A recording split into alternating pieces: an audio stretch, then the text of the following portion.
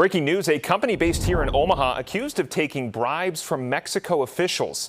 Today, the FBI announced a $10 million fine against Schoolar, an agricultural supply company. They're based near 137th and Burt. Federal prosecutors claim the company paid more than $400,000 in bribes to Mexico officials to ensure trains carrying things like corn made it across the U.S. Mexico border between 2013 and 2019. Mexican law requires shipments to get checked for dirt and impurities. Investigators say the bribes allowed Schoolar's products to make it through the screening process and allow them to avoid paying $6.5 million in customs fines. They allegedly made payments through third-party customs brokers.